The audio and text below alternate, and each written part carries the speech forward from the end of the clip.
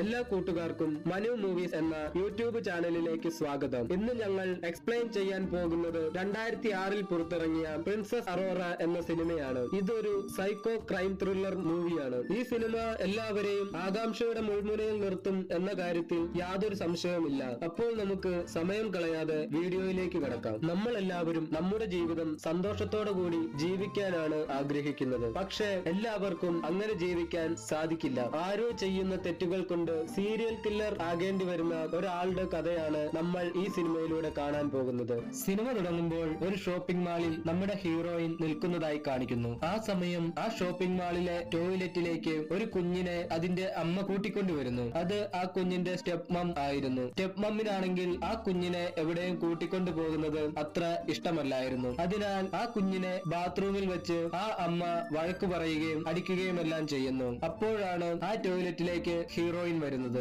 ആ സ്റ്റെപ്പ് മം ആ കുഞ്ഞിനെ അടിക്കുന്നത് കണ്ട് ഒന്നും ചെയ്യാനാകാതെ ഹീറോയിൻ അങ്ങനെ നോക്കി നിൽക്കുന്നു. ആ സ്റ്റെപ്പ് മം കുഞ്ഞിനോട്, നിന്റെ അച്ഛനെ ഞാൻ എന്ന് കല്യാണം കഴിച്ചോ അന്നു മുതൽ നീയും എന്റെ തലയിലായി. അതിനാൽ എനിക്ക് നേരെ ചൊവ്വയൊന്ന് ഷോപ്പിംഗ് ചെയ്യാൻ പോലും സാധിക്കുന്നില്ല എന്നും പറഞ്ഞ് ആ കുഞ്ഞിനെ അടിക്കുന്നു. അങ്ങനെ കുറച്ചു നേരം കഴിഞ്ഞപ്പോൾ ആ സ്റ്റെപ്പ് മമ്മിന് ഒരു ഫോൺ കോൾ വരുന്നു. അപ്പോൾ സ്റ്റെപ്പ് മം കുഞ്ഞിനെ ടോയ്ലറ്റിന് പുറത്തേക്ക് ഇറക്കി വിട്ടു. ആ സമയം ഹീറോയിൻ വന്ന് ആ കുഞ്ഞിനെ സമാധാനിപ്പിച്ച് അവിടെ നിന്നും പുറത്തേക്ക് കൂട്ടിക്കൊണ്ടുപോകുന്നു. ഇപ്പോഴാണ് ഈ സിനിമയിലെ ആദ്യത്തെ ട്വിസ്റ്റ്. അങ്ങനെ ആ കുഞ്ഞിനെ സമാധാനിപ്പിച്ച് പുറത്തു കൊണ്ടുവിട്ടതിനു ശേഷം ഹീറോയിൻ ഒരു കൂർത്ത കമ്പിയുമായി ആ ബാത്റൂമിനകത്തേക്ക് തിരികെ വരുന്നു. അതിനുശേഷം ആ സ്റ്റെപ്പ് മം ഇരുന്ന ടോയ്ലറ്റിന്റെ ഡോർ പൊളിച്ച് ആ സ്റ്റെപ്പ് മമ്മിനെ ആ കമ്പി ഉപയോഗിച്ച് തലങ്ങും വിലങ്ങും കുത്തിക്കൊല്ലുന്നു. അപ്പോൾ സീൻ അവിടെ നിന്നും കട്ടായി ആ കൊല നടന്ന ഷോപ്പിംഗ് മാളിലേക്ക് 2 പോലീസുകാർ വരുന്നതായി കാണിക്കുന്നു. അതിൽ പ്രായം കൂടിയ ആളെ നമുക്ക് സീനിയർ എന്ന് വിളിക്കാം, രണ്ടാമത്തെ ആളെ ജൂനിയർ എന്നും. അതിൽ സീനിയർ ആയിട്ടുള്ള ആൾ ഒരു പാസ്റ്റർ ആകാനുള്ള തയ്യാറെടുപ്പിലായിരുന്നു. അയാളുടെ കയ്യിൽ എപ്പോഴും ഒരു ബൈബിളും ഉണ്ടായിരുന്നു. അങ്ങനെ അവർ രണ്ടുപേരും ആ കൊല നടന്ന സ്ഥലത്തെത്തി അവിടെ മുഴുവനും പരിശോധിക്കുന്നു. ആ സ്റ്റെപ്പ് മമ്മിന്റെ ദേഹത്താണെങ്കിൽ 97 തവണ കുത്തിയതിന്റെ പാടുകൾ ഉണ്ടായിരുന്നു. അങ്ങനെ അവർ വന്ന് ബോഡിയെല്ലാം പരിശോധിച്ചതിനു ശേഷം പോസ്റ്റ്മോർട്ടത്തിനായി ബോഡി അയച്ചു. ആ സമയം നമ്മുടെ ഹീറോയിനെ കാണിക്കുന്നു. അവൾ യാതൊന്നും സംഭവിച്ചിട്ടില്ലാത്ത മട്ടിൽ അവളുടെ ജോലി സ്ഥലത്തേക്ക് പോയിരുന്നു. അവൾ ഒരു കാർ ഷോറൂമിലാണ് ജോലി ചെയ്തിരുന്നത്. ഇത്രയും നല്ല ജോലിയൊക്കെ ഉണ്ടായിട്ടും ഹീറോയിൻ എന്തിനാണ് ആ കള്ളക്കളവിയെ കുത്തിക്കൊന്നതെന്ന് മാത്രം മനസ്സിലാകുന്നില്ല. ആ സമയം സ്റ്റെപ്പ് മമ്മിന്റെ പോസ്റ്റ്മോർട്ടം ഡീറ്റെയിൽസ് അനുസരിച്ച് ആ കുത്തിന്റെ ആഴവും മുറിവിന്റെ വലിപ്പവും എല്ലാം വെച്ച് അതൊരു സ്ത്രീയാണ് ചെയ്തതെന്ന നിഗമനത്തിൽ പോലീസുകാരെത്തുന്നു. അങ്ങനെ അവർ അവരുടെ അന്വേഷണം ആരംഭിച്ചു. അവിടെ ഉണ്ടായിരുന്ന എല്ലാ കടകളിലെയും CCTVകൾ അവർ പരിശോധിക്കാൻ തുടങ്ങി. അപ്പോഴാണ് ആ സ്റ്റെപ്പ് മമ്മിന്റെ കൂടെയുള്ള കുഞ്ഞ് ഒരു പെൺകുട്ടിയുമായി സംസാരിക്കുന്നതിന്റെ വീഡിയോ ക്ലിപ്പ് സീനിയറും ജൂനിയറും കാണുന്നത്. എന്നാൽ ആ കുഞ്ഞ് സംസാരിക്കുന്ന ആളുടെ മുഖം ആ വീഡിയോ ഫുട്ടേജിൽ ഉണ്ടായിരുന്നില്ല. അതിനാൽ ആ കുഞ്ഞിന്റെ അടുത്ത് തന്നെ പോയി അന്വേഷിക്കാമെന്ന് കരുതി സീനിയർ ആ കുഞ്ഞിനെ കാണാനായി പോകുന്നു. സീനിയർ ആ കുഞ്ഞിന്റെ അടുത്ത് വരുമ്പോൾ ആ കുഞ്ഞാണെങ്കിൽ കയ്യിലൊരു മാജിക് സ്റ്റിക്ക് പോലെയുള്ള ഒരു കളിപ്പാട്ടം വെച്ച് കളിക്കുകയായിരുന്നു. അത് കണ്ട സീനിയർ, ഈ സ്റ്റിക്ക് ആരാ, അമ്മ വാങ്ങി തന്നതാണോ എന്ന് ചോദിക്കുന്നു. അത് കേട്ട ആ കുട്ടി, എന്റെ അമ്മയോ ഒരു ഭൂതമാണ്, ഇതെനിക്കൊരു ആന്റി വാങ്ങി തന്നതാണ് എന്നും പറഞ്ഞ് അവിടെ നിന്നും ഓടിപ്പോകുന്നു. അപ്പോൾ സീൻ അവിടെ നിന്നും കട്ടായി വീണ്ടും ഹീറോയിൻ ജോലി ചെയ്യുന്ന ആ കാർ ഷോറൂം കാണിക്കുന്നു. അപ്പോൾ ആ കാർ ഷോറൂമിലേക്ക് അവിടുത്തെ മുതലാളിയമ്മ ഓർഡർ ചെയ്ത ഭക്ഷണവുമായി പ്രായമായ ഒരു ലേഡി വരുന്നു. എന്നാൽ ഭക്ഷണം വരാൻ വൈകിയതിനാൽ ഫുഡ് വേണ്ട, എനിക്കിപ്പോൾ വിശപ്പില്ല എന്നും പറഞ്ഞ് ക്യാൻസൽ ചെയ്യുന്നു. അത് കണ്ട് സങ്കടമായ ആ ലേഡി അവിടെ നിന്നും പോകാൻ തുടങ്ങുമ്പോൾ ആ മുതലാളിയമ്മയാണെങ്കിൽ ആ ലേഡിയെ വളരെയധികം വഴക്കു പറയുന്നു. എന്നാൽ ഇതെല്ലാം കേട്ട് നമ്മുടെ ഹീറോയിനും തൊട്ടടുത്തുണ്ടായിരുന്നു. ആ വയസ്സായ ലേഡിയെ കണ്ട് ഹീറോയിന് വളരെയധികം സങ്കടം വന്നെങ്കിലും ഒന്നും മിണ്ടാനാകാതെ ഹീറോയിൻ അങ്ങനെ തന്നെ നിൽക്കുന്നു. അത് കണ്ടപ്പോഴേ നമുക്കൊരു കാര്യം മനസ്സിലായി, ആ മുതലാളിയമ്മയുടെ കുറി മുതലാളിയമ്മ തന്നെ നറുക്കെടുത്തിരിക്കുന്നു. അങ്ങനെ ഹീറോയിനും ആ മുതലാളിയമ്മയും കൂടി സംസാരിച്ചുകൊണ്ട് ആ ഷോറൂമിൽ നിന്നും പുറത്തേക്ക് വരുന്നു. അപ്പോഴാണ് അവരുടെ ഷോറൂമിനടുത്തേക്ക് ഒരു കാർ വന്നു നിന്നത്. നല്ല അമേരിക്കൻ മാവിൽ ചെയ്ത അലുവ പോലെ കുളുകുളാന്നിരിക്കുന്ന ഒരുത്തനായിരുന്നു ആ കാറിൽ. അവൻ ആ നാട്ടിലെ അത്യാവശ്യം വലിയ ഒരു പണക്കാരനായിരുന്നു. അവന്റെ സെറ്റപ്പാണ് ഈ മുതലാളിയമ്മയെ കൂട്ടിക്കൊണ്ടു പോകാനാണ് ഇപ്പോഴവൻ വന്നിരിക്കുന്നത്. ആ കള്ളക്കാമുകന്റെ പേര് നാജെ എന്നാണ്. അങ്ങനെ നാജയുടെ കൂടെ ആ മുതലാളിയമ്മയും കാറിൽ കയറി അവിടെ നിന്നും പോകുന്നു. അപ്പോൾ സീൻ അവിടെ നിന്നും കട്ടായി നമ്മുടെ പോലീസുകാരൻ സീനിയർ ആ കൊല നടന്ന ഷോപ്പിംഗ് മാളിലെ കടകളിലെ CCTV ചെക്ക് ചെയ്യുന്നതായി കാണിക്കുന്നു. സീനിയർ അങ്ങനെ ഓരോരോ വീഡിയോ നോക്കിക്കൊണ്ടിരിക്കുമ്പോൾ ഒരു വീഡിയോയിൽ ആ സ്റ്റെപ്പ് മമ്മിന്റെ കുഞ്ഞിന്റെ കയ്യിലിരുന്ന അതേ മാജിക് സ്റ്റിക്ക് വെച്ച് ഹീറോയിൻ ഇവിടെ ഒരു കടയിലെ CCTVയിൽ നോക്കി കളിച്ചുകൊണ്ടിരിക്കുന്നതായി സീനിയർ കാണുന്നു. അപ്പോൾ സീൻ അവിടെ നിന്നും കട്ടായി ഹീറോയിന്റെ വീട് കാണിക്കുന്നു. അവിടെ ഹീറോയിൻ ആണെങ്കിൽ ഒരു കുഞ്ഞു കൊച്ചിന്റെ പാട്ട് പാടുന്ന വീഡിയോ കണ്ട് ബാത്ത് ടബിൽ ഇരുന്ന് കരയുകയായിരുന്നു. അങ്ങനെ കുറച്ചു നേരം ആ പാട്ടൊക്കെ കാണിച്ചതിനു ശേഷം അടുത്ത സീനിൽ നായികയുടെ കാർ ഷോറൂമിന്റെ മുതലാളിയമ്മ ഫേഷ്യൽ ചെയ്യുന്നതിനായി ഒരു ബ്യൂട്ടി പാർലറിൽ വരുന്നതായി കാണിക്കുന്നു. അങ്ങനെ ബ്യൂട്ടി പാർലറിൽ ജോലി ചെയ്യുന്ന ലേഡി ആ മുതലാളിയമ്മയുടെ മുഖത്ത് ഫേസ് പാക്ക് എല്ലാം ഇട്ടതിനു ശേഷം ഇത് കുറച്ചു നേരത്തേക്ക് ഇങ്ങനെ ഇരിക്കണം, അതിനാൽ നിങ്ങൾ അനങ്ങാതെ കിടന്നോളൂ, ഞാൻ ഇപ്പോൾ വരാം എന്നും പറഞ്ഞ് ആ ലേഡി കഴിക്കാനായി അകത്തേക്ക് പോകുന്നു. നമ്മുടെ ആ മുതലാളിയമ്മയുടെ മുഖം മുഴുവനും ഫേഷ്യൽ ചെയ്തു വെച്ചിരിക്കുകയായിരുന്നു. ശ്വാസം വിടുന്നതിനായി മൂക്കിന്റെ അവിടെ മാത്രമേ ദ്വാരം ഉണ്ടായിരുന്നുള്ളൂ. കണ്ണും വായുമെല്ലാം മൂടി വെച്ചിരിക്കുകയായിരുന്നു. അങ്ങനെ കുറച്ചു നേരം കഴിഞ്ഞപ്പോൾ മുതലാളിയമ്മയുടെ റൂമിലേക്ക് ഫേസ് ക്രീമുമായി ഒരാൾ വരുന്നു. എന്നാൽ ആ ഫേസ് ക്രീമുമായി വന്നത് അവിടെ ജോലി ചെയ്തിരുന്ന ലേഡി ആയിരുന്നില്ല, അത് നമ്മുടെ നായികയായിരുന്നു. അങ്ങനെ ഹീറോയിൻ വന്ന് ഞാൻ നിങ്ങൾക്ക് കൈയെല്ലാം മസാജ് ചെയ്തു തരാം എന്നും പറഞ്ഞ് രണ്ട് കൈയും പിടിച്ച് കൂട്ടി കെട്ടിവെക്കുന്നു. അതിനുശേഷം ശ്വാസം വിടാനായി മാത്രം ഉണ്ടായിരുന്ന ആ ദ്വാരവും കൂടി ആ കൈയിൽ കൊണ്ടുവന്ന ഫേസ് ക്രീം ഉപയോഗിച്ച് അടയ്ക്കുന്നു. അങ്ങനെ കുറച്ചു നിമിഷങ്ങൾക്കുള്ളിൽ ആ മുതലാളിയമ്മ ശ്വാസം മുട്ടി മരിച്ചു. അപ്പോഴാണ് അകത്തെന്തോ ശബ്ദം കേൾക്കുന്നു എന്നും പറഞ്ഞ് കഴിക്കാൻ പോയ ലേഡി തിരികെ വന്നത്. ആ ലേഡി വന്ന് നോക്കുമ്പോൾ അതാ മുതലാളിയമ്മ മരിച്ചു കിടക്കുന്നു. അങ്ങനെ പതിവ് പോലെ അവിടെ സീനിയറും ജൂനിയറും എത്തി. എന്നാൽ അവർക്ക് അവിടെ നിന്നും പ്രത്യേകിച്ച് ഒരു എവിഡൻസും കിട്ടിയില്ല. എന്നാൽ കഴിഞ്ഞ കൊലപാതകത്തിൽ നിന്നും വ്യത്യസ്തമായും അവർക്കൊരു സാധനം മാത്രം അവിടുന്ന് കിട്ടി. അതെന്തെന്നാൽ ആ മുതലാളിയമ്മയെ കിടത്തിയിരുന്ന ബെഡിൽ നിന്നും പ്രിൻസസ് അറോറയുടെ ഒരു സ്റ്റിക്കർ. അത് കണ്ടിട്ട് ഇതെന്താണെന്ന് നമുക്കൊന്നും മനസ്സിലായില്ല എങ്കിലും സീനിയറിന് അത് കണ്ട് എന്തോ ഒരു കാര്യം ഓർമ്മ വന്നതുപോലെ കാണിക്കുന്നു. എന്നാൽ ഇപ്പോഴേക്കും ആദ്യത്തെ കൊലപാതകവും ഈ രണ്ടാമത്തെ കൊലപാതകവും ഒരാൾ തന്നെയാണ് ചെയ്തതെന്ന് തെളിയിക്കാൻ തെളിവൊന്നും അവിടെ നിന്നും കിട്ടിയില്ല. അങ്ങനെ അവിടുത്തെ പരിപാടിയെല്ലാം കഴിഞ്ഞ സീനിയറും ജൂനിയറും അവരുടെ ഓഫീസിലെത്തി. അപ്പോഴാണ് അവിടെ നിന്നും കളക്ട് ചെയ്ത മുതലാളിയമ്മയുടെ ഫോണിലേക്ക് ഒരു കോൾ വന്നത്. അത് വേറെ ആരുമായിരുന്നില്ല, മുതലാളിയമ്മയുടെ കള്ളക്കാമുകൻ ആ കള്ളപ്പന്നി നാജെ ആയിരുന്നു അത്. അവരാണെങ്കിൽ മുതലാളിയമ്മ മരിച്ച കാര്യമൊന്നും അറിയുന്നുണ്ടായിരുന്നില്ല. അങ്ങനെ ആ ഫോൺ അറ്റൻഡ് ചെയ്ത ജൂനിയർ നാജയുടെ ഡീറ്റെയിൽസ് എല്ലാം മേടിക്കുന്നു. അതിനുശേഷം മുതലാളിയമ്മ മരിച്ച കാര്യം അവനെ അറിയിക്കുന്നു. മുതലാളിയമ്മ മരിച്ചെന്ന് കേട്ട ഉടൻ തന്നെ നാജെ ഫോൺ കട്ട് ചെയ്തു. നമ്മുടെ പോലീസുകാരെന്നാൽ സംശയം എന്നാണല്ലോ വാക്കിനർത്ഥം. അതിനാൽ തന്നെ സീനിയറിനും ജൂനിയറിനും അവന്റെ മേൽ ഒരു സംശയം തോന്നുന്നു. അപ്പോഴാണ് മുതലാളിയമ്മയുടെ പോസ്റ്റ്മോർട്ടം റിപ്പോർട്ട് വന്നത്. അതിൽ മുതലാളിയമ്മയുടെ ദേഹത്തുള്ള നഖം വെച്ചുള്ള മുറിവുകളെല്ലാം വെച്ച് ഇതും ചെയ്തത് ഒരു ലേഡി ആയിരിക്കാമെന്നാണ് പോസ്റ്റ്മോർട്ടത്തിലുള്ളത്. അതുമാത്രമല്ല മുതലാളിയമ്മയുടെ ബെഡിൽ നിന്നും കിട്ടിയ പ്രിൻസസ് അറോറയുടെ സ്റ്റിക്കർ പോലെയുള്ള ഒരു സ്റ്റിക്കർ ആദ്യം മരിച്ച സ്റ്റെപ്പ് മമ്മിന്റെ കാലിലും ഉണ്ടായിരുന്നുവെന്ന് ഡോക്ടർമാർ പറഞ്ഞു. അപ്പോഴാണ് ഈ രണ്ട് കൊലകളും ചെയ്തത് ഒരാളാണെന്ന് സീനിയറിനും ജൂനിയറിനും മനസ്സിലാകുന്നത്. അപ്പോൾ സീൻ അവിടെ നിന്നും കട്ടായി അടുത്തതായി നമ്മുടെ ആ കള്ളക്കാമുകൻ നാജയെ കാണിക്കുന്നു. നാജെ തന്റെ കാമുകി പോയ വിഷമത്തിൽ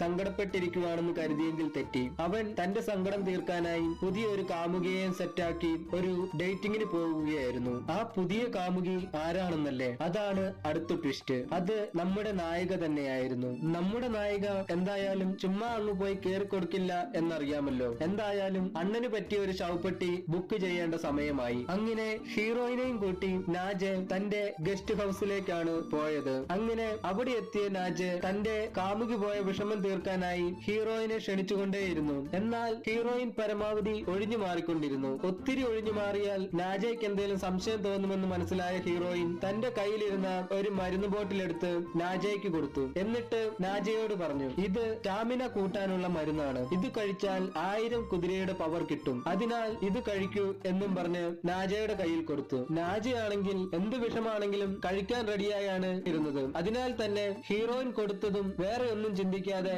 നാജെ ആ മരുന്ന് വാങ്ങി മുഴുവനും കുടിച്ചു. ഹീറോയിൻ കൊടുത്ത ആ മരുന്ന് കുടിച്ചതും നാജെ രക്തം ഛർദിച്ച് തറയിലേക്ക് വീണു. ആ സമയം നായിക തന്റെ കയ്യിലിരുന്ന ഒരു കാസറ്റ് എടുത്ത് അവിടെ ഉണ്ടായിരുന്ന മ്യൂസിക് പ്ലെയറിലിട്ടു. അത് ഹീറോയിൻ നേരത്തെ കേട്ടുകൊണ്ടിരുന്ന ആ കുഞ്ഞു പാടിയ പാട്ടായിരുന്നു. എന്തായാലും നാജെ ആ പാട്ട് കേട്ടുകൊണ്ട് അവിടെ കിടന്ന് സുഖമായി മരിച്ചു. അങ്ങനെ പതിവ് പോലെ സീനിയറും ജൂനിയറും സംഭവ സ്ഥലത്തെത്തി. കഴിഞ്ഞ 2 കൊലപാതകങ്ങളിൽ പ്രിൻസസ് അറോറയുടെ സ്റ്റിക്കർ ഒട്ടിച്ചു വെച്ചതുപോലെ തന്നെ നാജയുടെ നെറ്റിയിലും പ്രിൻസസ് അറോറയുടെ സ്റ്റിക്കർ ഒട്ടിച്ചിട്ടുണ്ടായിരുന്നു. അതിനാൽ തന്നെ ഈ 3 കൊലപാതകങ്ങൾ ചെയ്തതും ഒരാളാണെന്നുള്ള കാര്യം സീനിയറിനും ജൂനിയറിനും മനസ്സിലായി. ഈ കൊലയെല്ലാം ചെയ്യുന്നത് ഒരു പെൺകുട്ടിയാണ് എന്നതല്ലാതെ വേറെ ഒരു തെളിവും അവരുടെ കയ്യിലില്ലായിരുന്നു. അപ്പോഴാണ് സീനിയർ ആദ്യം മരിച്ച സ്റ്റെപ്പ് മമ്മിന്റെ കുഞ്ഞിന്റെ കയ്യിലിരുന്ന മാജിക് സ്റ്റിക്ക് പോലെയുള്ള ഒരു സ്റ്റിക്ക് ഹീറോയിന്റെ കയ്യിലിരുന്നതായി സീനിയർ ഓർക്കുന്നത്. അപ്പോൾ സീൻ അവിടെ നിന്നും കട്ടായി അടുത്ത സീനിൽ സീനിയർ ഹീറോയിനെ കാണാനായി വരുന്നത് കാണിക്കുന്നു. അപ്പോഴാണ് അടുത്ത ട്വിസ്റ്റ്. എന്തെന്നാൽ ഹീറോയിനും സീനിയറും നേരത്തെ ഭാര്യ ഭർത്താക്കന്മാരായിരുന്നു. എന്നാൽ അവരിപ്പോൾ പിരിഞ്ഞു താമസിക്കുകയാണ്. സീനിയറിനെ കണ്ട ഹീറോയിൻ സീനിയറിനോട് ചോദിച്ചു, എന്തു പറ്റി പതിവില്ലാതെ ഇങ്ങോട്ട് വരാൻ? പാസ്റ്റാകാൻ പഠിച്ചു മടുത്തുവോ? എനിക്കൊരു സംശയം. സ്വന്തം കുടുംബത്തെ പോലും നേരെ ചൊവ്വെ നോക്കാൻ സാധിക്കാത്ത ഒരാൾ എങ്ങനെയാണ് ഒരു ജനതയെ നേർവഴിക്ക് നടത്താൻ സാധിക്കുക? എല്ലാം കേട്ടുകഴിഞ്ഞ സീനിയർ ഹീറോയിനോട് ചോദിച്ചു, എനിക്ക് ഒരു കാര്യം അറിയാനുണ്ട്. അതിനുവേണ്ടിയാണ് ഞാനിപ്പോൾ വന്നത്. കഴിഞ്ഞ ദിവസം നീ കൊലപാതകം നടന്നിരുന്ന ആ മാളിൽ പോയിരുന്നോ? അത് കേട്ട ഹീറോയിൻ പറഞ്ഞു, അതിന് പോലീസ് നിങ്ങളല്ലേ അത് കണ്ടുപിടിക്കേണ്ടത്. അത് എന്നോട് വന്ന് ചോദിച്ചാൽ ഞാൻ എന്താണ് പറയേണ്ടത് എന്നും പറഞ്ഞ് ഹീറോയിൻ അവിടെ നിന്നും പോകുന്നു. എന്നാൽ അത് കേട്ടിട്ടും ഹീറോയിന്റെ മേലുള്ള സംശയം സീനിയറിന് മാറിയില്ല. അതിനാൽ സീനിയർ ഹീറോയിൻ ഇല്ലാത്ത സമയം നോക്കി ഹീറോയിന്റെ വീട്ടിലെത്തി വീട് മുഴുവൻ പരിശോധിക്കുന്നു. സീനിയർ ഹീറോയിന്റെ വീടിനകത്ത് വന്ന് നോക്കുമ്പോൾ ഒരു റൂം മുഴുവനും കുഞ്ഞു പിള്ളേരുടെ ഐറ്റംസ് മാത്രമേ ഉണ്ടായിരുന്നുള്ളൂ. അതായത് കുഞ്ഞുങ്ങൾ കളിക്കുന്ന കളിപ്പാട്ടങ്ങളും അവർക്കുള്ള ഡ്രസ്സും പൗഡറും കൺമഷി പൊട്ട് അങ്ങനെയുള്ള ഐറ്റംസ് എല്ലാം. അപ്പോഴാണ് ഒരു ഷോക്കിംഗ് ടിഷ്. അതെന്തെന്നാൽ നമ്മുടെ സീനിയറും ഒരു കുഞ്ഞു കൊച്ചും ഒരുമിച്ചുള്ള ഒരു ഫോട്ടോയും ആ റൂമിലുണ്ടായിരുന്നു. അതെല്ലാം കണ്ട് സങ്കടത്തിൽ സീനിയർ വീണ്ടും ആ റൂമിൽ നോക്കുമ്പോൾ ആ റൂമിലെ മേശപ്പുറത്ത് ഒരു ഹോട്ടലിന്റെ നോട്ടീസ് ഇരിക്കുന്നതായി കാണുന്നു. അപ്പോൾ സീൻ അവിടെ നിന്നും കട്ടായി ആ ഹോട്ടൽ കാണിക്കുന്നു. നമ്മുടെ ഹീറോയിൻ ആണെങ്കിൽ ആ ഹോട്ടലിൽ ഫുഡ് കഴിക്കാൻ വന്നതായിരുന്നു. അങ്ങനെ ഭക്ഷണം കഴിച്ചുകൊണ്ടിരുന്ന ഹീറോയിൻ ആ ഹോട്ടലിന്റെ ഓണറിനെ വിളിച്ച് പയ്യെ അവനെ മയക്കാൻ തുടങ്ങി. അങ്ങനെ ആ ഹോട്ടലുകാരനുമായി കുറച്ചു നേരം സംസാരിച്ചതിന് ശേഷം ഹീറോയിൻ അവിടെ നിന്നും ഇറങ്ങി ഒരു ടാക്സിയിൽ കയറുന്നു. അങ്ങനെ ഹീറോയിൻ ആ ടാക്സിയിൽ പോയിക്കൊണ്ടിരിക്കുമ്പോൾ പിൻസീറ്റിൽ ഒരു കുഞ്ഞു കൊച്ചുള്ളതായി കാണിക്കുന്നു. അത് കണ്ട ഹീറോയിന് അവളുടെ സ്വഭാവം മാറി. അവൾ ആ ടാക്സി ഡ്രൈവറോട്, ഡ്രൈവർ ചേട്ടാ, എനിക്കൊരു സംശയം. നിങ്ങളുടെ ഈ കാറിൽ ഒരു 6 വയസ്സുള്ള കുട്ടി കയറിയെന്ന് വിചാരിക്കുക. അങ്ങനെ ആ കുട്ടിയെയും കൊണ്ട് നിങ്ങൾ പോയിക്കൊണ്ടിരിക്കുമ്പോൾ ആ സമയം ആ കുട്ടി നിങ്ങളോട്, ഡ്രൈവർ അങ്കിൾ, എന്റെ കയ്യിൽ ഇപ്പോൾ നിങ്ങൾക്ക് തരാനുള്ള കാശില്ല, എന്നെ എന്റെ വീട്ടിലൊന്ന് കൊണ്ടുപോയി വിടാമോ എന്ന് ചോദിച്ചാൽ നിങ്ങൾ എന്ത് ചെയ്യും എന്ന് ചോദിക്കുന്നു. അത് കേട്ടപ്പോൾ ആ ഡ്രൈവർ, നീ എന്താണ് പറയുന്നത് എന്ന് എനിക്ക് മനസ്സിലാകുന്നില്ല എന്ന് പറഞ്ഞു. അത് കേട്ട ഹീറോയിൻ ഒരു കുഞ്ഞു കൊച്ചു സംസാരിക്കുന്നത് പോലെ ഇപ്പോൾ പറഞ്ഞ കാര്യങ്ങൾ വീണ്ടും പറയുന്നു. ഡ്രൈവർ അങ്കിൾ, ഇപ്പോൾ എന്റെ കയ്യിൽ തരാൻ കാശൊന്നുമില്ല, എന്നെ എന്റെ വീട് വരെ ഒന്ന് കൊണ്ടുപോയി വിടാമോ എന്ന് ചോദിക്കുന്നു. അത് കേട്ട് ഡ്രൈവറിന് എന്തോ പന്തികേട് തോന്നി വേഗം കാറ് നിർത്തി. എന്നിട്ട് ഹീറോയിനോട് കാറിൽ നിന്ന് ഇറങ്ങാൻ പറഞ്ഞു. എന്നാൽ ഹീറോയിൻ ഇറങ്ങാതിരിക്കുന്നത് കണ്ട ഡ്രൈവർ സീറ്റിൽ നിന്നും ഇറങ്ങി അവളെ ഇറക്കി വിടുന്നതിനായി അവൾ ഇരുന്ന വശത്തേക്ക് വന്നു. ആ സമയം ഹീറോയിൻ തന്റെ കയ്യിലുണ്ടായിരുന്ന ഷോക്ക് അടിപ്പിക്കുന്ന ഒരു ഡിവൈസ് വെച്ച് ആ ഡ്രൈവറിനെ ഷോക്ക് അടിപ്പിക്കുന്നു. ആ ഷോക്ക് ഏറ്റ ഡ്രൈവർ അവിടെ ബോധം കെട്ടു വീണു. അങ്ങനെ ബോധം കെട്ടു വീണ് ഡ്രൈവറിന്റെ തലയിൽ ഒരു പ്ലാസ്റ്റിക് കവർ കൊണ്ട് മൂടിയതിനു ശേഷം ഡ്രൈവറിനെ എടുത്ത് കാറിലിരുത്തി കയ്യും കാലുമെല്ലാം കൂട്ടിക്കെട്ടുന്നു. അതിനുശേഷം ആ കാറിനെ ഒരു ഉയരമുള്ള സ്ഥലത്തു നിന്നും താഴേക്ക് ഉന്തിവിടുന്നു. അങ്ങനെ ആ സംഭവ സ്ഥലത്ത് വെച്ച് തന്നെ ആ ഡ്രൈവറും മരിക്കുന്നു. പിന്നത്തെ കാര്യം എന്താണെന്ന് പ്രത്യേകം പറയേണ്ടതില്ലല്ലോ. അതെ, ആ സംഭവ സ്ഥലത്തേക്ക് നമ്മുടെ സീനിയറും ജൂനിയറും വരുന്നു. അങ്ങനെ സീനിയറും ജൂനിയറും സംഭവ സ്ഥലത്ത് എത്തിയപ്പോൾ സീൻ അവിടെ നിന്നും കട്ടായി വീണ്ടും നമ്മുടെ ഹീറോയിനെ കാണിക്കുന്നു. ഹീറോയിൻ ആണെങ്കിൽ ആ സമയം ഇതിനു മുമ്പ് ഒരു ഹോട്ടലുകാരനെ വളയ്ക്കാൻ ശ്രമിച്ചില്ലേ, ആ ഹോട്ടലിൽ ഭക്ഷണം കഴിച്ചുകൊണ്ടിരിക്കുന്നതായി കാണിക്കുന്നു. ഒപ്പം തന്നെ ആ ഹോട്ടലുകാരനോട് എനിക്കിവിടെ എന്തെങ്കിലും ജോലി റെഡിയാക്കി തരാമോ എന്ന് ചോദിക്കുന്നു. അത് കേട്ട ഹോട്ടലുകാരൻ, നിനക്കുള്ള ജോലി ഞാൻ തരാം, വൈകിട്ട് എന്റെ കൂടെ ഒന്ന് വരണം എന്ന് പറയുന്നു. ഹീറോയിനും അത് തന്നെയായിരുന്നു ആവശ്യം. ഹീറോയിൻ അതിന് ഓക്കെ പറഞ്ഞു. മിണ്ടാതെ അവൻ ആ കടയിലിരുന്ന് ഉള്ള ഉണ്ടംപൊരിയും വിറ്റ് കിട്ടുന്ന കാശ് പെട്ടിയിലും ഇട്ട് മിണ്ടാതെ അവിടെ എങ്ങാനും ഇരുന്നാൽ പോരെ? അത് വിട്ടിട്ട് ഏതെങ്കിലും ഒരു പെണ്ണ് വിളിച്ചു എന്നും പറഞ്ഞ് അതിന്റെ പുറകെ പോകേണ്ട ആവശ്യമുണ്ടോ? എന്തായാലും അവന്റെ കാര്യം തീരുമാനമായി. അങ്ങനെ ഹീറോയിനും ആ ഹോട്ടലുകാരനും കൂടി ഒരു കാറിൽ പോകുന്നതായി കാണിക്കുന്നു. അങ്ങനെ കുറെ നേരം ഡ്രൈവ് ചെയ്ത് അവർ ആരുമില്ലാത്ത ഒരു സ്ഥലത്തെത്തി. കാർ നിർത്തിയ ഉടൻ തന്നെ ഹോട്ടലുകാരൻ തന്റെ പരിപാടി ആരംഭിച്ചു. ഇത്രയും നേരം എങ്ങനെയാണോ അവൻ പിടിച്ചു നിന്നതെന്ന് അറിയില്ല. അങ്ങനെ പിന്നെ നടന്നത് അവിടെ 22 ഫീമെയിലിലെ ക്ലൈമാക്സ് ആണ്. അതായത് നമ്മുടെ നായിക കയ്യിലിരുന്ന ഒരു കത്രിക എടുത്ത് കട്ട് ചെയ്ത് കളഞ്ഞു. എന്താണ് കട്ട് ചെയ്തതെന്ന് ഞാൻ പ്രത്യേകം പറയേണ്ടതില്ലല്ലോ. ആ സമയം സീൻ അവിടെ നിന്നും കട്ടായി സീനിയറിനെയും ജൂനിയറിനെയും കാണിക്കുന്നു. നായിക ഇവിടെ അടുത്ത കൊലപാതകം നടത്താൻ തുടങ്ങിയെങ്കിലും അവർ രണ്ടുപേരും ഇതിനു മുമ്പ് നടന്ന ഡ്രൈവറുടെ ക്രൈം സീനിൽ എത്തിയതേ ഉണ്ടായിരുന്നുള്ളൂ. അവരങ്ങനെ അവിടെയെല്ലാം സെർച്ച് ചെയ്യുമ്പോൾ ആ കാറിനകത്ത് നിന്നും ഒരു ഓഡിയോ കാസറ്റ് ജൂനിയറിന്റെ കയ്യിൽ കിട്ടുന്നു. ആ കിട്ടിയ കാസറ്റ് ജൂനിയർ കൊണ്ട് സീനിയറിന്റെ കയ്യിൽ കൊടുത്തു. സീനിയർ ആ കാസറ്റ് തന്റെ കാറിലെ ഓഡിയോ പ്ലെയറിലിട്ട് പ്ലേ ചെയ്തു. മാത്രവുമല്ല ഡ്രൈവറിന്റെ ആ കാറിലും പ്രിൻസസ് അറോറയുടെ സ്റ്റിക്കർ ഒട്ടിച്ചിട്ടുണ്ടായിരുന്നു. അതിനാൽ തന്നെ ഈ കൊലപാതകവും അതേ ആൾ തന്നെയാണ് ചെയ്തതെന്ന് അവർക്ക് മനസ്സിലായി. അങ്ങനെ സീനിയർ ആ ഓഡിയോ പ്ലേ ചെയ്ത് നോക്കുമ്പോൾ അതിൽ നമ്മുടെ നായിക കേട്ടിരുന്ന ആ കുഞ്ഞിന്റെ പാട്ടായിരുന്നു ആ ഓഡിയോയിൽ ഉള്ളത്. അങ്ങനെ ആ ഓഡിയോ കേട്ടതും ആ കൊലയാളി ആരെന്ന് സീനിയറിന് മനസ്സിലായതുപോലെ ജൂനിയറിനെയും കൂട്ടി വേഗം അവിടെ നിന്നും കാർ എടുത്തുകൊണ്ട് പോകുന്നു. ഒപ്പം തന്നെ സീനിയർ ഹീറോയിനെ ഫോൺ ചെയ്യുന്നുണ്ടായിരുന്നു. എന്നാൽ ഹീറോയിന്റെ ഫോൺ ആ സമയം സ്വിച്ച് ഓഫ് ആയിരുന്നു. ഇതെല്ലാം കണ്ടുകൊണ്ടിരുന്ന ജൂനിയർ സീനിയറിനോട് ചോദിച്ചു, എന്തു പറ്റി സാർ, എന്തിനാണ് ഇത്രയും സ്പീഡിൽ പോകുന്നത്, ആരെയാണ് ഈ ഫോൺ ചെയ്യുന്നത്, ഇവിടെ എന്താണ് ഇപ്പോൾ നടക്കുന്നത് എന്നെങ്കിലും പറയൂ സാർ. ആ സമയം ജൂനിയറിന് ഒരു ഫോൺ വരുന്നു.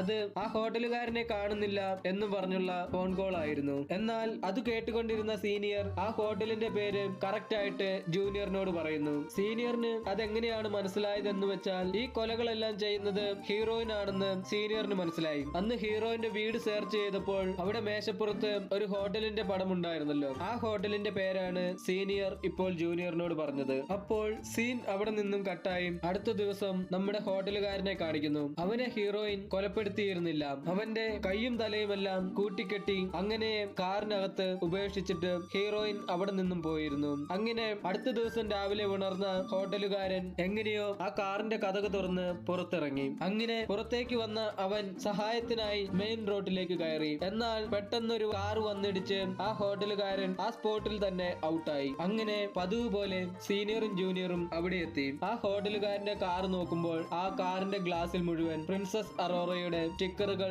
ഒട്ടിയിട്ടുണ്ടായിരുന്നു. ഇതെല്ലാം കണ്ട സീനിയർ ജൂനിയറിനെ അടുത്തേക്ക് വിളിച്ചു. എന്നിട്ട് പറഞ്ഞു, ഈ കൊലപാതകം ചെയ്യുന്നയാളെ എനിക്കറിയാം എന്നും പറഞ്ഞ് ഹീറോയിന്റെ പേരും അഡ്രസ്സും എല്ലാം ജൂനിയറിന് പറഞ്ഞു കൊടുക്കുന്നു. അത് കേട്ട ജൂനിയർ ചോദിച്ചു, ഇതെങ്ങനെയാണ് കണ്ടുപിടിച്ചത്? അപ്പോൾ സീനിയർ പറഞ്ഞു, അത് വേറെ ആരുമല്ല, എന്റെ ഭാര്യയാണ്, അതായത് മരിച്ചുപോയ എന്റെ കുഞ്ഞിന്റെ അമ്മ. ഇത്രയും പറഞ്ഞതിനു ശേഷം സീനിയർ തന്റെ റെസിഗ്നേഷൻ ലെറ്ററും ജൂനിയറിന്റെ കയ്യിലേക്ക് കൊടുക്കുന്നു. ഇത് ചീഫിന്റെ കയ്യിൽ കൊടുത്തേക്കു എന്നും പറഞ്ഞ് കാറിൽ കയറി വീണ്ടും ഹീറോയിനെ അന്വേഷിച്ച് പുറപ്പെടുന്നു. അങ്ങനെ പോയിക്കൊണ്ടിരിക്കുമ്പോൾ തന്നെ സീനിയർ വീണ്ടും ഹീറോയിനെ ഫോൺ ചെയ്യാൻ ശ്രമിക്കുന്നു. എന്നാൽ അപ്പോഴും ഹീറോയിന്റെ ഫോൺ ഓഫ് ആയിരുന്നു. അതിനാൽ അടിയെ എപ്പോ ഫോൺ ഓൺ ആക്കിയാലും ഉടൻ തന്നെ എന്നെ കോൾ ചെയ്യണം, അത്യാവശ്യമാണ് എന്നും പറഞ്ഞ് ഒരു വോയിസ് മെസ്സേജ് സീനിയർ ഹീറോയിന്റെ ഫോണിലേക്ക് അയക്കുന്നു. അങ്ങനെ സീനിയർ നേരെ പോയത് പോലീസുകാർ കേസ് ഫയൽ സൂക്ഷിച്ചിരുന്ന സ്ഥലത്തേക്കായിരുന്നു. അവിടെ എത്തിയ സീനിയർ തന്റെ മരിച്ചുപോയ കുഞ്ഞിന്റെ കേസ് ഫയൽ എടുത്തു നോക്കുന്നു. ആ സമയം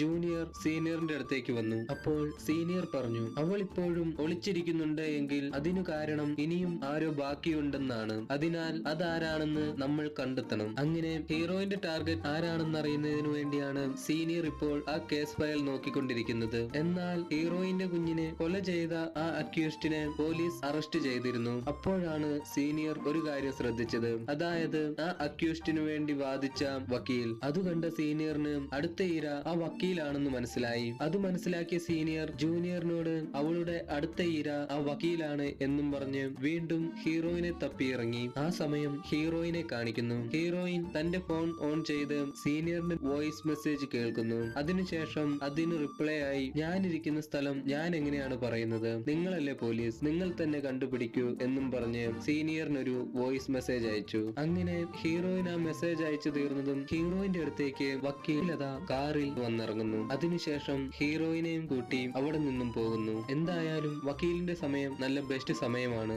സ്വന്തം കാലനെ കൂട്ടിക്കൊണ്ടു പോകാൻ BMW കാറുമായിട്ടാണ് വക്കീൽ വന്നത്. ഹീറോയിനും വക്കീലും കൂടെ ഡേറ്റിംഗിനായി ഒരു ഹോട്ടലിലേക്കാണ് പോയത്. വക്കീലാണെങ്കിൽ വന്നിരിക്കുന്നത് തന്റെ കാലനാണെന്നറിയാതെ എങ്ങനെയെങ്കിലും കലാപരിപാടി നടത്താനുള്ള തിടുക്കത്തിലായിരുന്നു. നമ്മുടെ ഹീറോയിൻ ആണെങ്കിൽ തന്റെ കയ്യിലുള്ള ഷോക്ക് അടിപ്പിക്കുന്ന മെഷീൻ വെച്ച് വക്കീലിനൊരു ഷോക്ക് ട്രീറ്റ്മെന്റ് നടത്താനുള്ള അവസരത്തിനു വേണ്ടി കാത്തിരിക്കുകയാണ്. രണ്ടുപേരും തങ്ങളുടെ അവസരത്തിനായി കാത്തിരുന്നു. കുറച്ചു നേരം കഴിഞ്ഞപ്പോൾ വക്കീൽ ഞാൻ പോയി ഫ്രഷ് ആയിട്ട് വരാം എന്നും പറഞ്ഞ് ടോയ്ലറ്റിലേക്ക് പോയി. അപ്പോഴാണ് നമ്മുടെ സീനിയർ എവിടുന്നോ കിട്ടിയ ആ വക്കീലിന്റെ നമ്പറിലേക്ക് കോൾ ചെയ്തത്. എന്നാൽ സീനിയറിന്റെ നമ്പർ കണ്ട ഹീറോയിൻ ഫോൺ അറ്റൻഡ് ചെയ്തു. ഫോൺ അറ്റൻഡ് ചെയ്ത് ഹീറോയിൻ ആണെന്ന് മനസ്സിലായ സീനിയർ ആ വക്കീലിനെ ഒന്നും ചെയ്യരുത്, നീ ഇപ്പോൾ എവിടെയാണ് എന്ന് ചോദിച്ചു. അത് കേട്ട ഹീറോയിൻ ഞാനിപ്പോൾ വക്കീലിന്റെ കൂടെ ഡേറ്റിംഗിന് വന്നതാണ്, എപ്പോഴും ഇങ്ങനെ വിളിച്ച് ശല്യം ചെയ്യ ചെയ്യരുത് എന്ന് പറഞ്ഞു. അത് കേട്ട് സീനിയർ ചോദിച്ചു, നീ ഇപ്പോൾ എവിടെയാണുള്ളത്? അപ്പോൾ ഹീറോയിൻ പറഞ്ഞു, നിങ്ങളല്ലേ പോലീസ്, ഞാൻ എവിടെയാണുള്ളതെന്ന് നിങ്ങളല്ലേ കണ്ടുപിടിക്കേണ്ടത് എന്നും പറഞ്ഞ് ആ ഫോൺ കട്ട് ചെയ്തു. അങ്ങനെ ടോയ്ലറ്റിൽ പോയിട്ട് വന്ന വക്കീലിനെ ഹീറോയിൻ അവിടെ ഉണ്ടായിരുന്ന ഒരു കമ്പി വെച്ചടിച്ച് താഴെയിടുന്നു. എന്നാൽ ആ അടി ശരിക്കും ഏൽക്കാത്ത വക്കീൽ ഹീറോയിനെയും തിരിച്ചടിക്കുന്നു. പിന്നെ അവിടെ നടന്നത് ഒരു പൊരിഞ്ഞ പോരാട്ടമാണ്. എത്ര വലിയ പോരാട്ടം നടന്നാൽ എന്താ, അവസാനം ആരാണ് ജയിക്കുക എന്ന് പ്രത്യേകം പറയേണ്ടതില്ലല്ലോ. കുറെ നേരത്തെ രണ്ടുപേരുടെയും ആ പോരാട്ടത്തിനൊടുവിൽ ഹീറോയിൻ വക്കീലിനെ അടിച്ചു താഴെ വീഴ്ത്തുന്നു. അങ്ങനെ ബോധം കെട്ട് വീണ വക്കീലിനെ ഒരു ബോക്സിലാക്കി ഹീറോയിൻ ആ ഹോട്ടലിൽ നിന്നും പുറത്തേക്ക് കൊണ്ടുപോകാൻ തുടങ്ങുന്നു. ആ സമയം ജൂനിയറിനെ കാണിക്കുന്നു. ജൂനിയർ സീനിയറിനെ ഫോൺ ചെയ്ത് ഹീറോയിന്റെ ഫോൺ നമ്പർ ട്രേസ് ചെയ്തു ഹീറോയിനുള്ള സ്ഥലം പറഞ്ഞു കൊടുക്കുന്നു. അത് കേട്ട സീനിയർ ഉടൻ തന്നെ ഹീറോയിനുള്ള ആ ഹോട്ടലിൽ എത്തി. അതേസമയം ജൂനിയറും കുറെ പോലീസുകാരുമായി ഹീറോയിനെ പിടിക്കാനായി അങ്ങോട്ടേക്ക് വരുന്നു. ഹീറോയിൻ ആണെങ്കിൽ ആ സമയം വക്കീലിനെയും പെട്ടിയിലാക്കി ലിഫ്റ്റിലൂടെ താഴേക്ക് വരികയായിരുന്നു. എന്നാൽ ആ ഹോട്ടലിലെത്തിയ സീനിയർ ലിഫ്റ്റിനു വേണ്ടി കാത്തു നിന്നെങ്കിലും ലിഫ്റ്റ് വരാൻ വൈകിയതിനാൽ ഒരു നിമിഷം പോലും കളയാനില്ല എന്നോർത്ത് സ്റ്റെപ്പ് വഴി മുകളിലേക്ക് പോകുന്നു. ആ സമയം കറക്റ്റ് ഹീറോയിൻ ലിഫ്റ്റ് തുറന്ന് പുറത്തേക്കും വരുന്നു. അങ്ങനെ താഴെ എത്തിയ ഹീറോയിൻ വക്കീലിനെ എടുത്ത് കാറിലിട്ട് അവിടെ നിന്നും പോകുന്നു. ആ സമയം ജൂനിയർ കുറെ പോലീസുകാരുമായി ആ ഹോട്ടലിലേക്ക് വന്നു. അത് കണ്ട ഹീറോയിൻ സീനിയറിനെ ഫോൺ ചെയ്യുന്നു. ഹീറോയിൻ പറഞ്ഞു, ആ ഹോട്ടലിൽ വെറുതെ എന്നെ തപ്പിയിട്ട് കാര്യമില്ല, ഞാനിപ്പോൾ ആ ഹോട്ടലിലില്ല. അത് കേട്ട് സീനിയർ ചോദിച്ചു, ആ വക്കീൽ എവിടെ? ആ വക്കീലിനെ നീ കൊന്നോ? അത് കേട്ട ഹീറോയിൻ പറഞ്ഞു, അവൻ ഇപ്പോൾ എന്റെ കൂടെയുണ്ട്. അത് കേട്ട് സീനിയർ, നീ അവനെ എങ്ങോട്ടാണ് കൂട്ടിക്കൊണ്ടു പോകുന്നത്? നീ ഇപ്പോൾ എവിടെയാണുള്ളത് എന്ന് ചോദിച്ചു. അത് കേട്ട ഹീറോയിൻ, നിങ്ങൾ ശരിക്കും പോലീസുകാരൻ തന്നെയാണോ? എപ്പോഴും എന്നോട് എവിടെയാണ് എന്ന് ചോദിക്കുന്നതല്ലാതെ നിങ്ങളായിട്ടൊന്നും കണ്ടുപിടിക്കില്ലേ? ഇന്നത്തെ ദിവസത്തിന്റെ പ്രത്യേകത എന്തെന്ന് നോക്കിയാൽ മതി, ഞാൻ എവിടേക്കാണ് പോകുന്നതെന്ന് നിങ്ങൾക്ക് കണ്ടുപിടിക്കാം. ഇനി കുറച്ചു സമയം കൂടിയേ ബാക്കിയുള്ളൂ. അതിനു മുമ്പ് വന്നാൽ ഈ വക്കീലിനെയെങ്കിലും നിങ്ങൾക്ക് രക്ഷിക്കാനാകും എന്നും പറഞ്ഞ് ഹീറോയിൻ ഫോൺ കട്ട് ചെയ്തു. ഹീറോയിൻ ഇപ്പോൾ വക്കീലിനെയും കൂട്ടിക്കൊണ്ടുപോയത് ഹീറോയിന്റെ മകൾ മരിച്ചു കിടന്നിരുന്ന സ്ഥലത്തേക്കാണ്. കഴിഞ്ഞ വർഷം ഇതേ നാളിലാണ് ഹീറോയിന്റെ കുഞ്ഞും കൊല ചെയ്യപ്പെട്ടത്. അന്ന് ആ കുഞ്ഞിന്റെ ബർത്ത്ഡേ ആയിരുന്നു. അങ്ങനെ ഇന്നത്തെ ദിവസത്തിന്റെ പ്രത്യേകത അറിയാവുന്ന സീനിയറും പോലീസുകാരെയും കൂട്ടി ഹീറോയിൻ വക്കീലിനെ കൊണ്ടുവന്ന ആ സ്ഥലത്തെത്തി. അങ്ങനെ സീനിയറും പോലീസുകാരും വന്നു നോക്കുമ്പോൾ ഹീറോയിൻ ആണെങ്കിൽ വക്കീലിനെ വലിയ ഒരു ക്രെയിനിന്റെ കയ്യിൽ കെട്ടി തൂക്കിയിട്ടിട്ട് ആ ക്രെയിന്റെ അകത്തിരുന്ന് ലിവർ വലിക്കാനായി തയ്യാറായി ഇരിക്കുകയായിരുന്നു. അങ്ങനെ അവിടെ എത്തിയ പോലീസുകാരെല്ലാം ഹീറോയിനെ അതിൽ നിന്നും പിന്തിരിപ്പിക്കാൻ ശ്രമിച്ചെങ്കിലും ഹീറോയിൻ വിട്ടുകൊടുക്കാൻ തയ്യാറായിരുന്നില്ല. അത് കണ്ട് സീനിയർ ഹീറോയിന്റെ മനസ്സ് മാറ്റാനായി മൈക്കിലൂടെ സംസാരിക്കാൻ തുടങ്ങി. അത് കേട്ട ഹീറോയിൻ അവളുടെ മകൾ സംസാരിക്കുന്നത് പോലെ സീനിയറിന്റെ അടുത്ത് സംസാരിക്കാൻ തുടങ്ങി. അങ്കിൾ എന്തൊക്കെയുണ്ട് വിശേഷം? സുഖമാണോ? ഇന്നെന്റെ ബർത്ത്ഡേ ആണെങ്കിൽ നിങ്ങളെ പോലെ തന്നെ എന്റെ അച്ഛനും ഒരു പോലീസുകാരനായിരുന്നു. എന്റെ പപ്പായും ഇപ്പോൾ ഇവിടെ ഉണ്ടായിരിക്കും. പപ്പ എന്നും പറഞ്ഞ് ഹീറോയിൻ കരയാൻ തുടങ്ങി. അതെല്ലാം കേട്ട് സീനിയറിനും സങ്കടം വന്നെങ്കിലും ഡ്യൂട്ടിയാണ് പ്രധാനം എന്നും കരുതി സീനിയറും തന്റെ കുഞ്ഞിനോട് സംസാരിക്കുന്നത് പോലെ ഹീറോയിനോട് സംസാരിക്കാൻ തുടങ്ങി. പോട്ടെ മോളെ, അച്ഛൻ ഇവിടെ മോളുടെ അടുത്ത് തന്നെയുണ്ട്. മോൾ എന്തിനാണ് ആ അങ്കിളിനെ അത്രയും ഉയരത്തിൽ കെട്ടിവെച്ചിരിക്കുന്നത്? ആ അങ്കിളിനെ താഴെ ഇറക്കി വിട്ടേക്കൂ, അച്ഛനുണ്ട് മോൾക്ക്. എന്നാൽ അത് കേട്ട ഹീറോയിൻ, ഇല്ല അങ്കിൾ, അവൻ ഒരു ചീത്ത കുട്ടിയാണ്. എന്നെ കൊന്നുകളഞ്ഞവനെ അവനാണ് രക്ഷിച്ചത്. അതിനാൽ അവനും ആ തെറ്റ് തന്നെയാണ് ചെയ്തത്. അതിനുള്ള ശിക്ഷ അവൻ അനുഭവിക്കണം. അത് കേട്ട് സീനിയർ മോളോട് പറയുന്ന രീതിയിൽ പറഞ്ഞു, മോളെ, ഈ അച്ഛനോട് ക്ഷമിക്കൂ. അന്ന് ഞാൻ നിന്നെ കാണാനില്ല എന്ന് നിന്റെ അമ്മ പറഞ്ഞപ്പോൾ അന്വേഷിച്ചിരുന്നെങ്കിൽ ഒരുപക്ഷെ നീ ഇപ്പോൾ ജീവനോടെ ഉണ്ടാകുമായിരുന്നു. ബാക്കിയുള്ള എല്ലാവരും ചെയ്ത തെറ്റിനേക്കാൾ വലിയ തെറ്റാണ് ഞാൻ നിന്നോട് ചെയ്തത്. ഈ അച്ഛനോട് ക്ഷമിക്കൂ എന്നും പറഞ്ഞ് സീനിയർ കരയാൻ തുടങ്ങി. അത് കേട്ട് സങ്കടമായ ഹീറോയിൻ കരയാൻ തുടങ്ങി. അങ്ങനെ ഹീറോയിന്റെ ശ്രദ്ധ മാറിയ ഉടനെ കുറെ പോലീസുകാർ ചാടി ഹീറോയിനെ ക്രെയിനിൽ നിന്നും പിടിച്ചു മാറ്റുന്നു. എന്നാൽ ആ സമയം ഹീറോയിൻ തന്റെ കാലുകൊണ്ട് ആ ക്രെയിന്റെ ലിവറിൽ വലിക്കുന്നു. എന്നാൽ വക്കീൽ താഴെ വീഴുന്നതിന് മുമ്പ് തന്നെ പോലീസുകാർ ലിവർ വലിച്ച് ക്രെയിൻ സ്റ്റോപ്പ് ചെയ്യുന്നു. അങ്ങനെ വക്കീലിനെ അവിടെ നിന്നും രക്ഷിക്കുന്നു. ഒപ്പം ഹീറോയിനെ അറസ്റ്റ് ചെയ്യുകയും ചെയ്യുന്നു. അവിടെ ധാരാളം പോലീസുകാർ ഉണ്ടായിരുന്നതിനാൽ ഹീറോയിന് അത്രയും പേരെ എതിർക്കാൻ കഴിഞ്ഞില്ല. അങ്ങനെ ഹീറോയിനെ അറസ്റ്റ് ചെയ്ത് പോലീസുകാർ കാറിലേക്ക് കൊണ്ടുപോകുന്നു. ആ സമയം ഹീറോയിന്റെ കുഞ്ഞിന് എന്താണ് സംഭവിച്ചത് എന്ന് കാണിക്കുന്നത്. കഴിഞ്ഞ വർഷം ഇതേ നാളിൽ, അതായത് ഹീറോയിന്റെ കുഞ്ഞിന്റെ പിറന്നാൾ ദിവസം, കുഞ്ഞിനെ സ്കൂളിൽ നിന്നും കൂട്ടിക്കൊണ്ടുവരാനായി ഹീറോയിൻ വരുന്നു. ആ സമയം ഹീറോയിന്റെ കുഞ്ഞിന്റെ കൂട്ടുകാരി വന്ന് കുഞ്ഞിന് ഒരു ഗിഫ്റ്റ് കൊടുക്കുന്നു. ആ കുഞ്ഞ് ആരാണെന്ന് വെച്ചാൽ നമ്മൾ സിനിമയുടെ തുടക്കത്തിലെ ആദ്യത്തെ കൊലപാതകം കണ്ടില്ലേ, ഒരു സ്റ്റെപ്പ് മമ്മിന്റെ, അവരുടെ കൂടെയുള്ള കുട്ടിയും ഹീറോയിന്റെ മകളുടെ കൂടെയാണ് പഠിക്കുന്നത്. ആ കുട്ടിയാണ് ഇപ്പോൾ ഹീറോയിന്റെ കുഞ്ഞിന് കൊണ്ട് ഗിഫ്റ്റ് കൊടുത്തത്. ആ സമയം ആ സ്റ്റെപ്പ് മമ്മും അവരുടെ കുട്ടിയെ വിളിക്കാൻ വന്നിട്ടുണ്ടായിരുന്നു. സ്റ്റെപ്പ് മമ്മിന് ഇതൊന്നും ഇഷ്ടമല്ലാത്തതിനാൽ ഉടൻ തന്നെ ആ കുട്ടിയെ വഴക്കു പറഞ്ഞ് അവിടെ നിന്നും കൂട്ടിക്കൊണ്ടു പോകുന്നു. അത് കണ്ട ഹീറോയിന്റെ കുട്ടി ഹീറോയിനോട് പറഞ്ഞു, ആ ആന്റി ഒരു ചീത്ത കുട്ടിയാണമ്മേ. ആ ആന്റി ആണെങ്കിൽ എന്റെ കൂട്ടുകാരിയെ എപ്പോഴും ഒരു കാരണവുമില്ലാതെ അടിക്കും. അവൾ എല്ലാ ദിവസവും ക്ലാസ്സിൽ വന്ന് എന്നോട് പറഞ്ഞ് ഒത്തിരി കരയും. എന്റെ പിറന്നാൾ സമ്മാനമായി ഞാൻ ദൈവത്തോട് ആ ആന്റി ചത്തുപോണേ എന്നാണ് പ്രാർത്ഥിക്കുന്നത് എന്ന് കുട്ടി ഹീറോയിനോട് പറഞ്ഞു. അങ്ങനെ അവിടെ നിന്നും അവർ നേരെ പോയത് ഹീറോയിൻ ജോലി ചെയ്തുകൊണ്ടിരുന്ന ഷോപ്പിലേക്കായിരുന്നു. അങ്ങനെ ഷോപ്പിലെത്തിയ ഹീറോയിൻ കുഞ്ഞിനെ ആ ഷോപ്പിലിരുത്തിയിട്ട് ജോലിയുടെ ആവശ്യത്തിനായി വേറെ ഒരു സ്ഥലത്തേക്ക് പോയി. അങ്ങനെ ജോലിയെല്ലാം കഴിഞ്ഞ് തിരിച്ചു വരുന്ന വഴിയിൽ റോഡിന്റെ നടുവിൽ നിർത്തിയിട്ടിരുന്ന ഹോട്ടലുകാരന്റെ വണ്ടിയിൽ ഹീറോയിന്റെ വണ്ടി ചെറുതായി ഒന്നിടിക്കുന്നു. തെറ്റ് ഹോട്ടലുകാരന്റെ ഭാഗത്തായിരുന്നെങ്കിലും ഹീറോയിൻ അത് ശരിയാക്കാനുള്ള പണം ഞാൻ തരാം, എന്റെ കുട്ടി അവിടെ തനിച്ചാണ് എന്ന് ആ ഹോട്ടലുകാരനോട് പറയുന്നു. എന്നാൽ എന്തൊക്കെ പറഞ്ഞിട്ടും ആ ഹോട്ടലുകാരൻ ഹീറോയിനെ അവിടെ നിന്നും വിട്ടില്ല.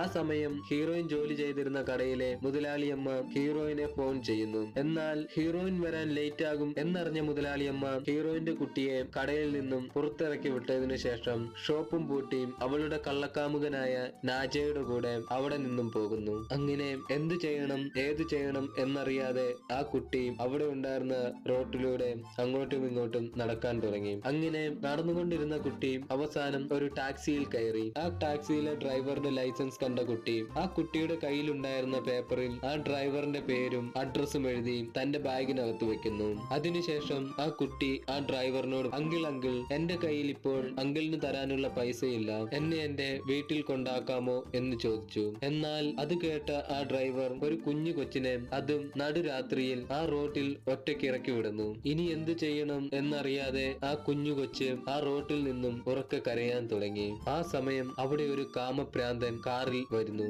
എന്നിട്ട് കാറിൽ വന്ന ആ കാമപ്രാന്തൻ കുഞ്ഞിന്റെ അടുത്ത് വന്ന്, എന്തു പറ്റുമോളൂ, എന്തിനാണ് ഇവിടെ ഒറ്റയ്ക്കിരുന്ന് കരയുന്നത്, വരൂ ഞാൻ നിന്റെ വീട്ടിൽ കൊണ്ടുവന്ന് വിടാം എന്നും പറഞ്ഞ് അവന്റെ കാറിൽ കയറ്റി അവിടെ നിന്നും കൂട്ടിക്കൊണ്ടു പോകുന്നു. എന്നിട്ട് ആ കുഞ്ഞു കൊച്ചിനെ യാതൊരു മനസാക്ഷിയുമില്ലാതെ പീഡിപ്പിച്ച് കൊലപ്പെടുത്തി അവിടെയുള്ള ഒരു കാട്ടിൽ ഉപേക്ഷിക്കുന്നു. ആ കാമപ്രാന്തനെയാണ് ആ വക്കീൽ വാദിച്ച് അവനൊരു മെന്റലാണ് എന്നും പറഞ്ഞ് ഇപ്പോൾ മെന്റൽ ആശുപത്രിയിൽ അടച്ചിരിക്കുന്നത്. ഇങ്ങനെ തന്റെ കുഞ്ഞ് മരണപ്പെടാൻ കാരണമായവരെയാണ് ഹീറോയിൻ ഇത്രയും നാൾ കൊലപ്പെടുത്തിക്കൊണ്ടിരുന്നത്.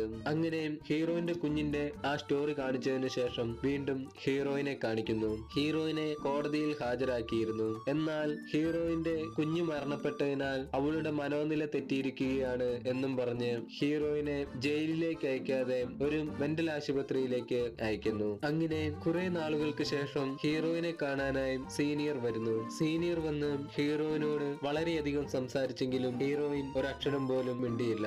അങ്ങനെ കുറെ നേരം സംസാരിച്ചതിന് ശേഷം സീനിയർ തന്റെ ബൈബിൾ ഹീറോയിന് കൊടുത്തിട്ട്, ഈ ബൈബിൾ നീ ഉറപ്പായും വായിക്കണം, ഇത് വായിച്ചാൽ നിന്റെ പ്രശ്നങ്ങളെല്ലാം തീരും എന്നും പറഞ്ഞ് അവിടെ നിന്നും പോകുന്നു. അങ്ങനെ സീനിയർ പോയതിനു ശേഷം ഹീറോയിൻ ആ ബൈബിളും കൊണ്ട് തന്റെ റൂമിൽ പോയി ഓപ്പൺ ചെയ്ത് നോക്കുമ്പോൾ ആ ബൈബിളിനകത്ത് ഷാർപ്പായിട്ടുള്ള ഒരു സാധനം സീനിയർ വെച്ചിട്ടുണ്ടായിരുന്നു. ഇപ്പോഴാണ് കഥയിലെ ഏറ്റവും വലിയ ട്വിസ്റ്റ്. സീനിയർ ആ ബൈബിളിനകത്ത് ആ ഷാർപ്പായിട്ടുള്ള സാധനം കൊടുത്തത് എന്തിനാണെന്നല്ലേ? അതായത് ഹീറോയിന്റെ കുഞ്ഞിനെ കൊലപ്പെടുത്തിയ ആ കാമപ്രാന്തനെ മെന്റലാണ് എന്നും പറഞ്ഞ് ഹീറോയിൻ ഇപ്പോഴുള്ള അതേ മെന്റൽ ഹോസ്പിറ്റലിലാണ് ഉള്ളത്. അവനെ കൊല്ലാനുള്ള ആയുധമാണ് സീനിയർ ഇപ്പോൾ ഹീറോയിനെ ഏൽപ്പിച്ചത്. അത് മനസ്സിലാക്കിയ ഹീറോയിൻ ആ ഷാർപ്പായിട്ടുള്ള സാധനവും എടുത്ത് നേരെ ആ കാമപ്രാന്തന്റെ അടുത്ത് ചെന്നു. എന്നിട്ട് ആ കാമപ്രാന്തനോട് പറഞ്ഞു, നീ മെന്റൽ ആയിട്ടല്ല ദൈവമായിട്ട് അഭിനയിച്ചാൽ പോലും അവിടെയും വന്ന് ഞാൻ നിന്നെ കൊല്ലും എന്നും പറഞ്ഞ് ആ കാമപ്രാന്തന്റെ കഴുത്തു മുറിച്ച് കൊലപ്പെടുത്തുന്നു. അതിനുശേഷം തന്റെ കുഞ്ഞു മരിച്ച ഈ ലോകത്ത് ഇനി തനിക്കും സ്ഥാനമില്ല എന്നും പറഞ്ഞ് ഹീറോയിനും സ്വന്തം കഴുത്തു മുറിച്ച് അവിടെ വെച്ച് തന്നെ മരിക്കുന്നു. എന്താടാ ഇത്? കുഞ്ഞു മരിക്കാൻ കാരണമായ എല്ലാവരെയും കൊന്നു, എന്നാൽ വക്കീലിനെ കൊല്ലാൻ സാധിച്ചില്ലല്ലോ എന്ന് കരുതേണ്ട. ഇപ്പോഴാണ് അടുത്ത ട്വിസ്റ്റ്. ആ സമയം വക്കീലിനെ കാണിക്കുന്നു. വക്കീലാണെങ്കിൽ ഒരു കാറിൽ പോയിക്കൊണ്ടിരിക്കുകയായിരുന്നു. വക്കീലിന്റെ കാറിനെ സീനിയർ ഫോളോ ചെയ്യുന്നതായി കാണിക്കുന്നു. അങ്ങനെ വക്കീലിന്റെ കാറിൽ സീനിയർ ഒട്ടിച്ചു വെച്ച പ്രിൻസസ് അറോറയുടെ സ്റ്റിക്കർ കാണിച്ചുകൊണ്ട് ഈ സിനിമ അവസാനിക്കുന്നു. കൂട്ടുകാർക്കെല്ലാവർക്കും ഈ സിനിമ വളരെയധികം ഇഷ്ടമായി എന്ന് കരുതുന്നു. കൂട്ടുകാർക്ക് ആർക്കെങ്കിലും ഏതെങ്കിലും സിനിമയുടെ എക്സ്പ്ലനേഷൻ വേണമെങ്കിൽ കമന്റ് ബോക്സിൽ എഴുതി അറിയിക്കുക. ഈ സിനിമയുടെ ലിങ്ക് വേണ്ടവർ മനു മൂവീസ് എന്ന ടെലഗ്രാം ചാനലിൽ ജോയിൻ ചെയ്യുക. ടെലഗ്രാം ചാനലിലേക്കുള്ള ലിങ്ക് ഡിസ്ക്രിപ്ഷൻ ബോക്സിൽ ഉണ്ടായിരിക്കുന്നതാണ്. ഇനിയും ഇതുപോലെയുള്ള നല്ല നല്ല സിനിമകളുടെ എക്സ്പ്ലനേഷൻ വേണ്ടവർ മനു മൂവീസ് എന്ന ചാനൽ സബ്സ്ക്രൈബ് ചെയ്യുക. വീഡിയോ കണ്ട എല്ലാ കൂട്ടുകാർക്കും നന്ദി. അടുത്ത വീഡിയോയിൽ കാണുന്നത് വരെ ബൈ.